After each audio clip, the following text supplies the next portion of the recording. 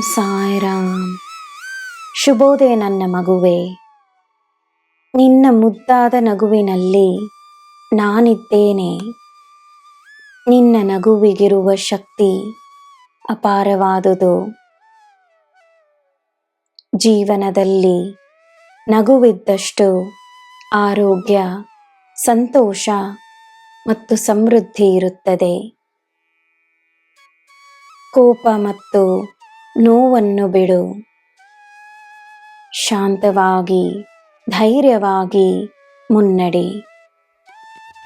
ನನ್ನ ಮೇಲೆ ನೀನು ತೋರಿಸುವ ಪ್ರೀತಿಯನ್ನು ನಾನು ಅರಿವೆನು.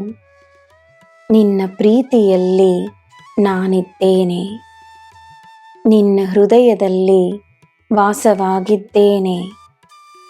ನಿನಗೆ ನಾನಿದ್ದೇನೆ.